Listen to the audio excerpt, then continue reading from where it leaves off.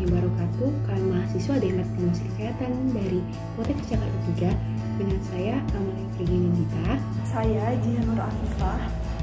Dan saya Saskia Putriana Herman. Kami dari kelompok 3 akan menampilkan video tentang definisi dan sejarah perkembangan psikologi. Selamat menyaksikan videonya. Kata psikologi muncul di sekitar abad ke-16 dan berasal dari bahasa Yunani, yaitu psyche yang berarti jiwa dan logos yang berarti ilmu. Bila diartikan secara harfiah, psikologi adalah ilmu jiwa atau ilmu yang mempelajari tentang gejala kejiwaan. Jadi pada mulanya psikologi itu ilmu mengenai kejiwaan manusia. Berikut ini merupakan penjelasan definisi menurut para ahli.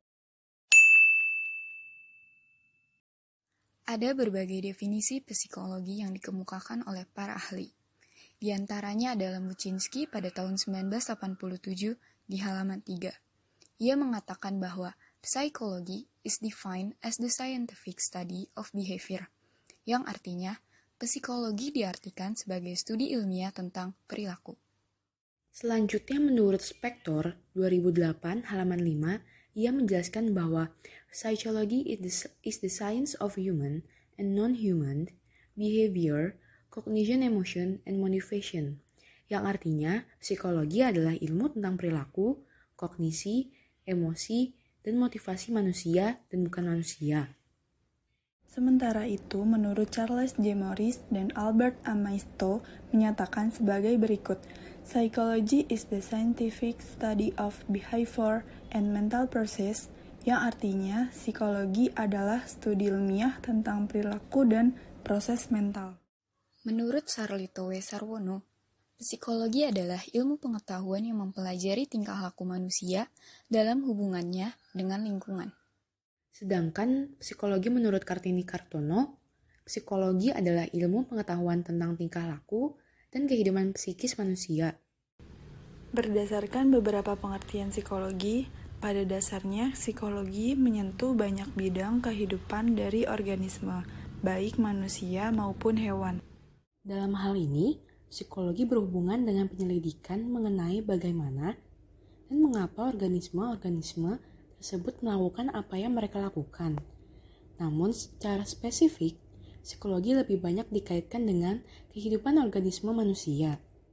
Berdasarkan pendapat para ahli, dapat disimpulkan bahwa psikologi didefinisikan sebagai ilmu yang berusaha memahami perilaku manusia, alasan, dan cara mereka melakukan sesuatu, serta memahami bagaimana makhluk tersebut dapat berpikir dan berperasaan. Selanjutnya adalah penjelasan tentang dari sejarah psikologi. Sebelum psikologi berdiri sendiri sebagai ilmu kepengetahuan pada tahun 1879, psikologi atau tepatnya gejala-gejala kejiwaan dipelajari oleh filsafat dan ilmu faal. Filsafat sudah mempelajari gejala-gejala kejiwaan sejak 500-600 tahun sebelum Masehi, yaitu melalui filsuf-filsuf Yunani kuno. Di antara para filsuf itu adalah Thales, yang dianggap sebagai bapak filsafat. Beliau mengartikan jiwa sebagai sesuatu yang supernatural.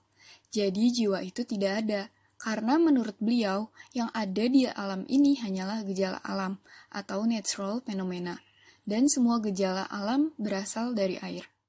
Dari sekian banyak tokoh yang kemudian berperan paling penting terhadap perkembangan psikologi, ratusan tahun yang ke depan adalah 3 serangkai Socrates, yaitu tahun 469 sampai 399 sebelum Masehi, dan Aristoteles tahun 384 sampai 322 sebelum Masehi, yang sering disebut dengan trio SPA.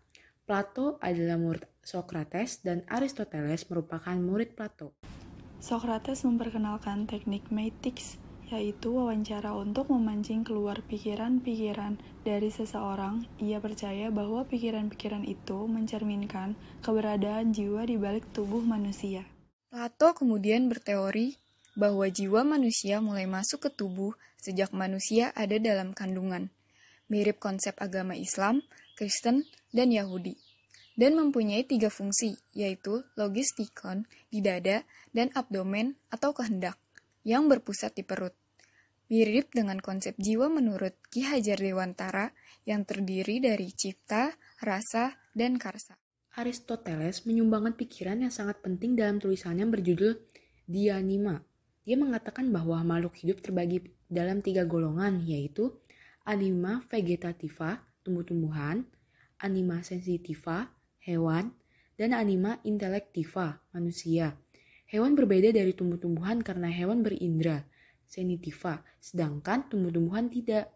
Namun, manusia yang juga berindra berbeda dari hewan karena manusia mempunyai kemampuan mengingat, mnemone, yang menunjukkan bahwa manusia merupakan kecerdasan, yaitu intelek. Pemikiran para filsuf Yunani kuno berkembang terus sampai pada zaman Renaisan, yaitu zaman revolusi ilmu pengetahuan di Eropa.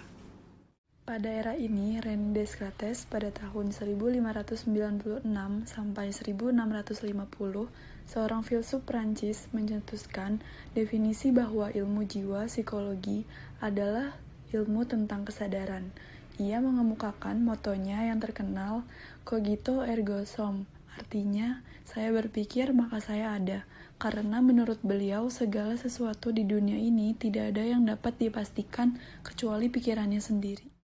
Di era yang sama, walau pada generasi berikutnya, George Berkeley pada tahun 1685 sampai 1753, seorang filsuf Inggris mengemukakan pendapat bahwa yang penting adalah penginderaan, bukan kesadaran atau rasio.